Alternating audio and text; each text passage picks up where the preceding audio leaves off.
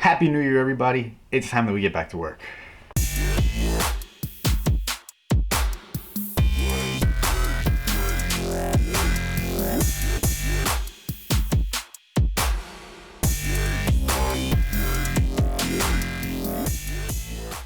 What's going on, everyone? I'm pretty late on my first upload of 2018, but that's all right. You know what I mean? It's time to get back to work finally on this car. And we're gonna get started by finally replacing that broken axle on the car. We're not just gonna replace that one axle, we're gonna replace both of them, and we're replacing both of them with a set of insane shafts. These are rated for 500 horsepower.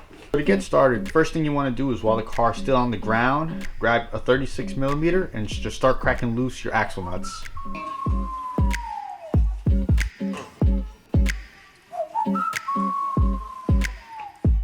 Once those are loose, you can jack the car up and then you can take the wheels off.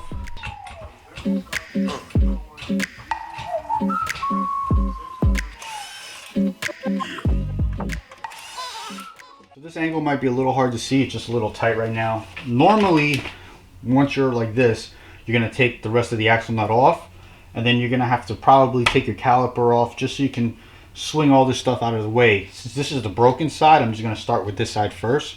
So all I gotta do is take this nut off.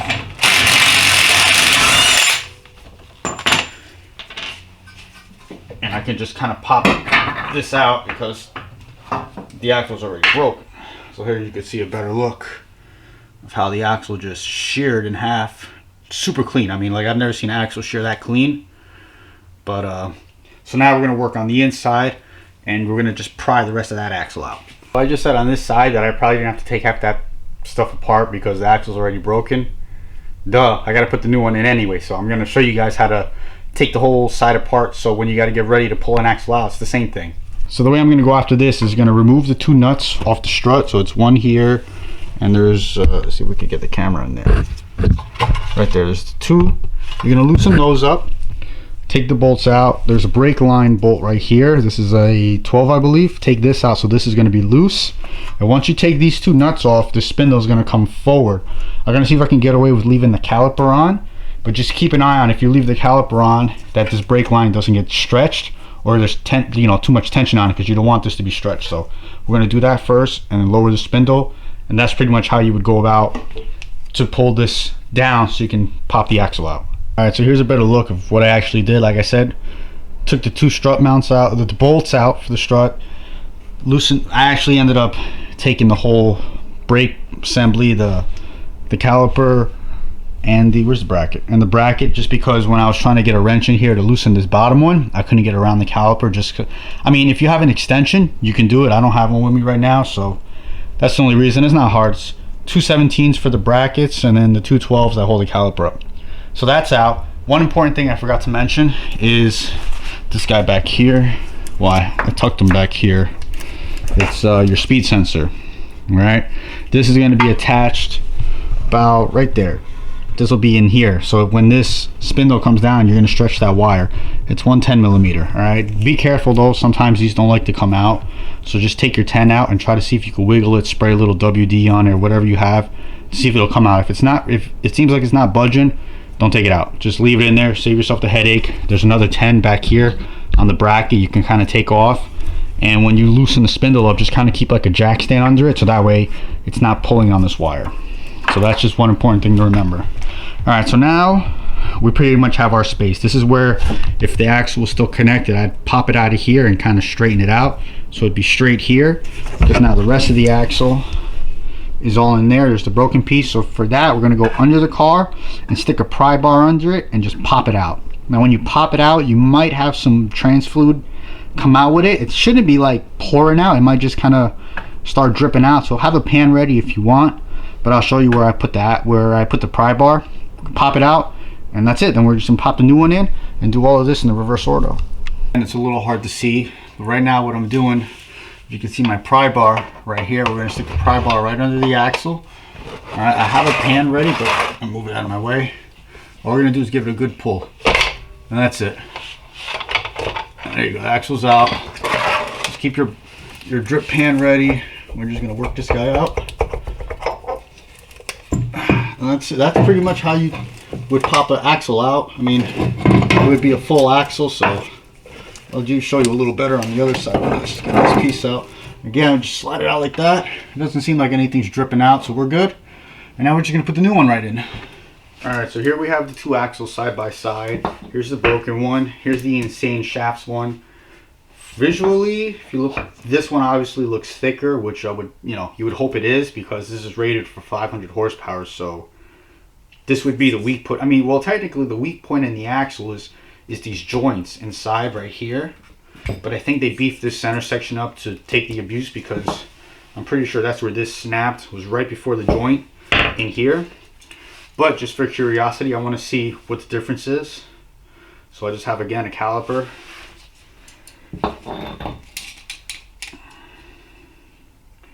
Alright, so this is 26.10. Now I moved to 26.13, but I don't know if you guys can see that. 26.14.10 millimeters. Alright, let's make sure this is zeroed out. Let's check the insane shaft one.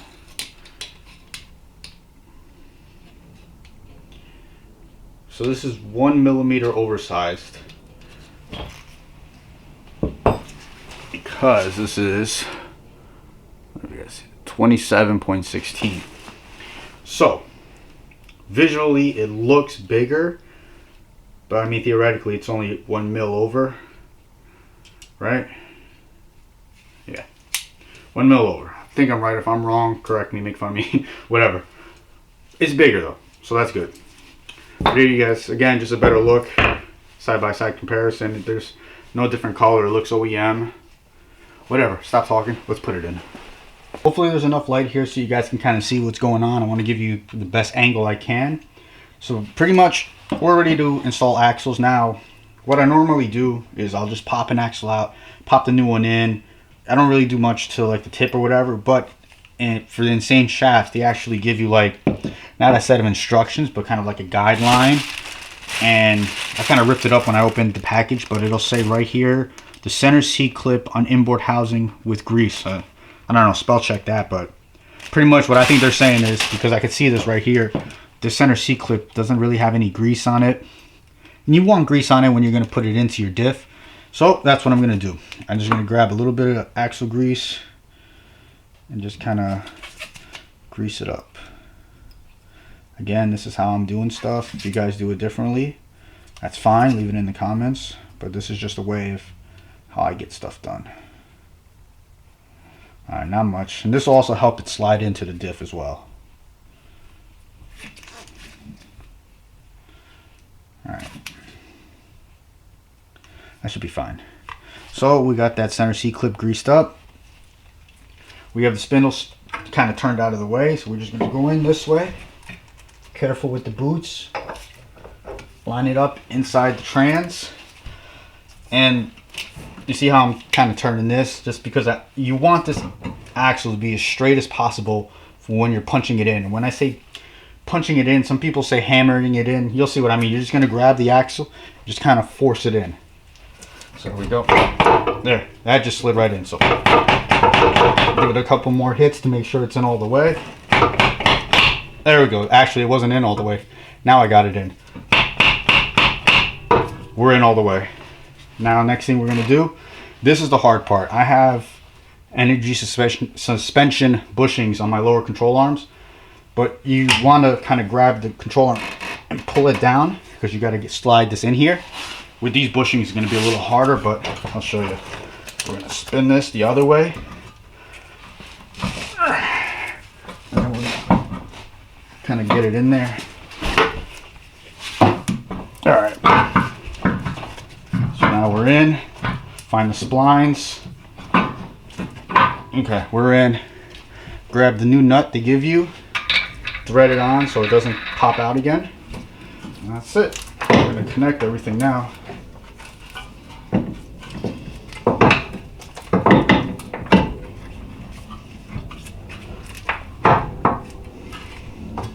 You might have to lift the lower control arm just to line these up. So if you can't get these two holes to line up, what you could do is just put a jack underneath and just kind of jack it up just a little bit. All you need is a little bit. So we're just going to go up a little and see now. I'm gonna show you the holes, how they're gonna start lining up. All right, that should be all I need. Yep.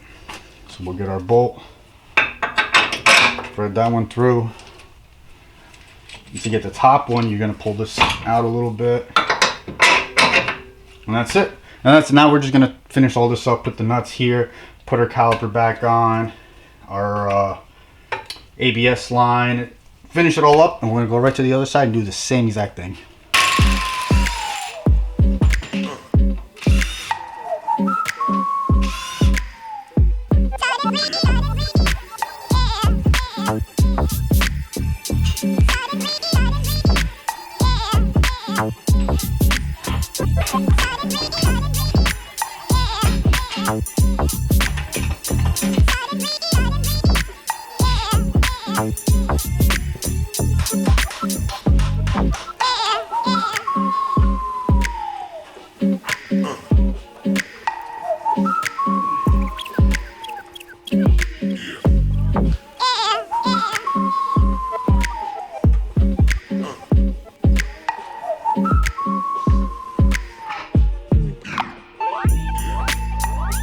Alright, a couple of things I want to go over as you guys just kind of saw that quick little montage of me taking this side apart. I did forget one thing when I said, you know, pretty much do the same thing on this side. It is the same exact thing as this side, but this side is a half shaft.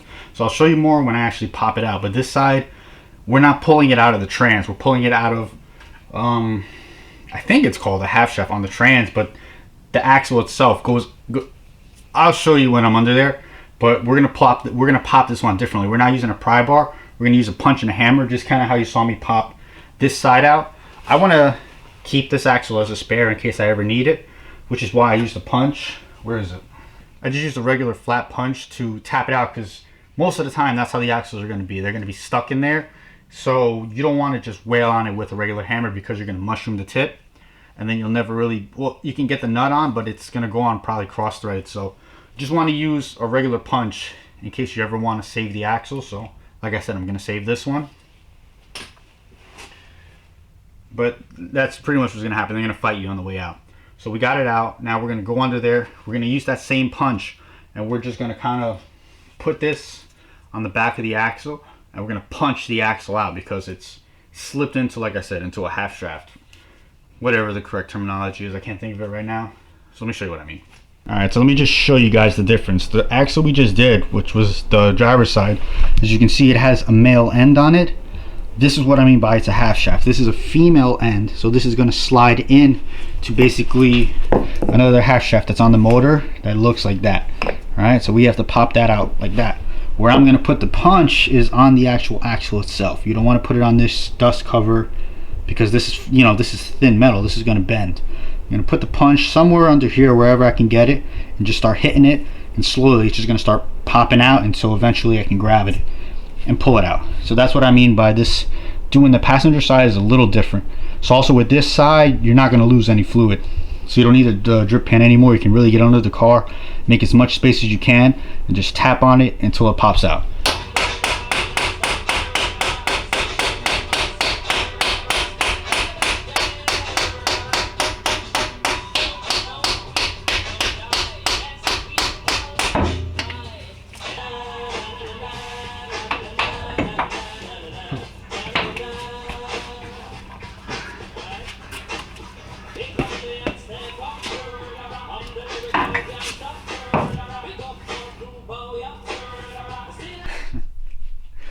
I should have known it was going way too easy. Just ran into my first problem. I'll let you, well, yeah, go ahead. Tell me if you guys see the problem. Right there. This new axle is about a ½ inch shorter. That's a good habit I always, you know, got into before I install like axles or any other stuff. I always like to compare them to make sure they're correct. And I mean, like, it's a ½ inch. I mean, a ½ inch isn't much, but for an axle, I think it'll make a difference. And I've heard stories like Honda Street Garage was having issues trying to go through axles on his K-swap, and he just kept snapping them.